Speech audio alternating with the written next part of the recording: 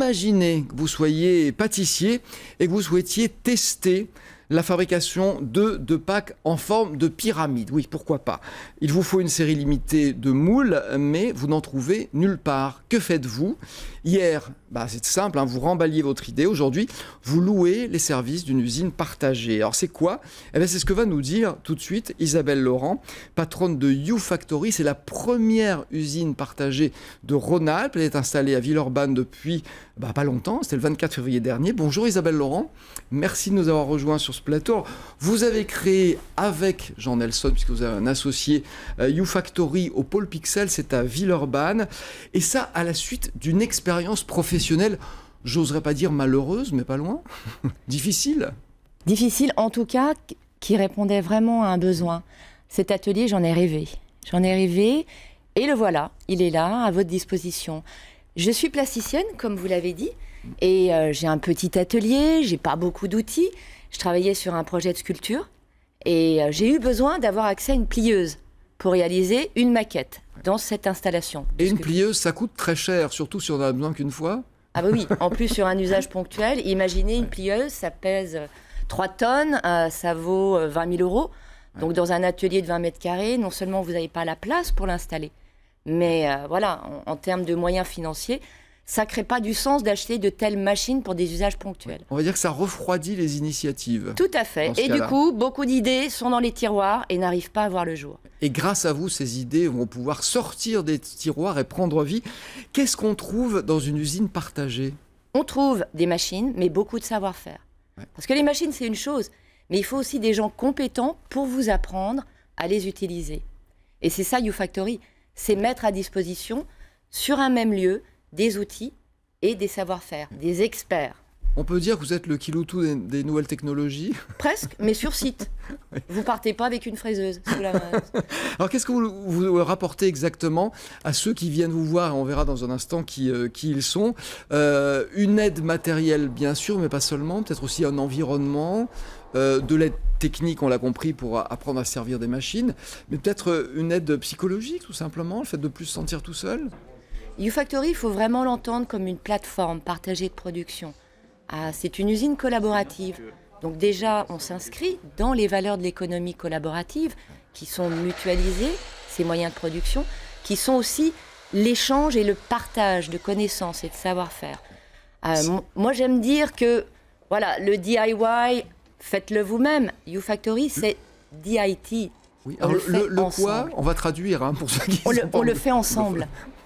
Et c'est vraiment ça, en fait. C'est une philosophie. C'est une philosophie. Je pense qu'aujourd'hui, on a tout à gagner de travailler ensemble. Alors, bien sûr, il y a des gens qui vont monter leur projet tout seuls.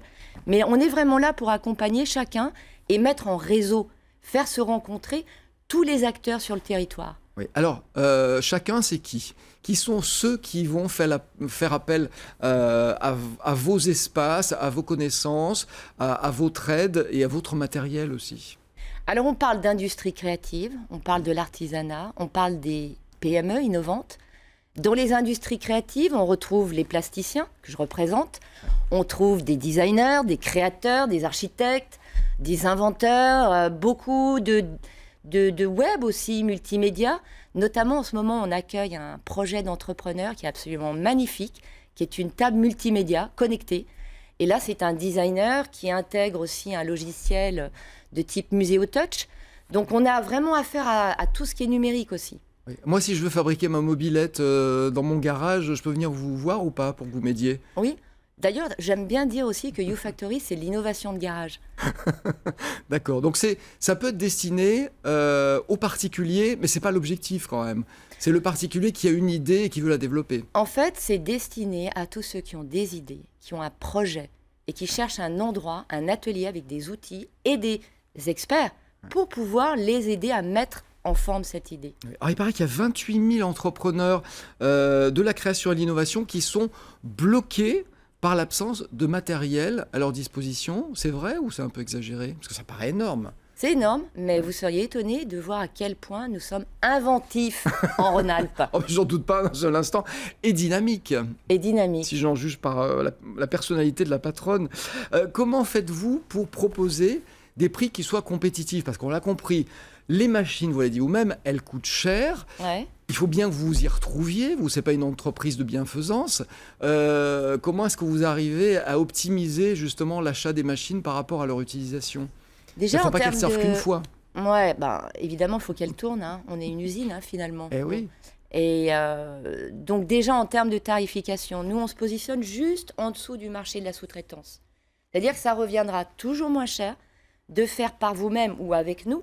Chez YouFactory, on est, voilà, que le faire dans la sous-traitance. Rassurez-nous, vous n'avez pas tué tous les sous-traitants. Non, absolument. Vous fonctionnez sur d'autres secteurs, avec un autre public? Absolument, parce que en fait, c'est ça l'intérêt de YouFactory, c'est pouvoir ensuite de rejoindre cette communauté et de partager des projets ensemble. Et puis de garder l'œil, garder la main. Vous pouvez prototyper beaucoup plus rapidement et plus efficacement quand dans le process du travail, vous pouvez arrêter le process. Je me suis trompé, je recommence, j'expérimente.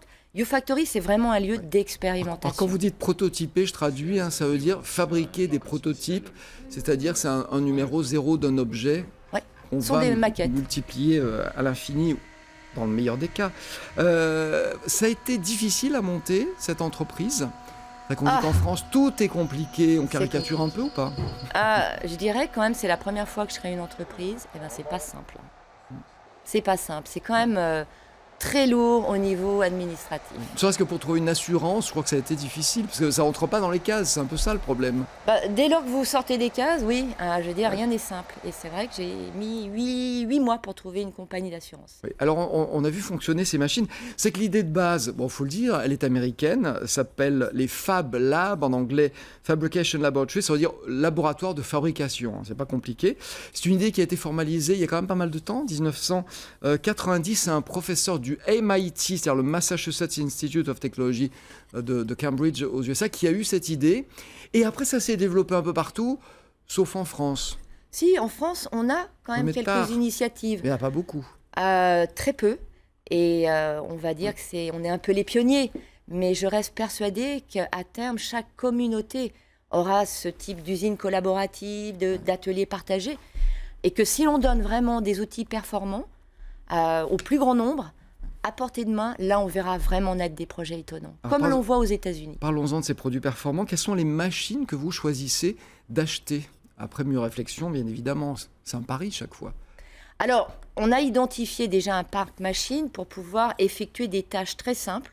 Quand on fabrique, déjà, il faut enlever de la matière, il faut usiner, il faut faire des coupes. Ouais.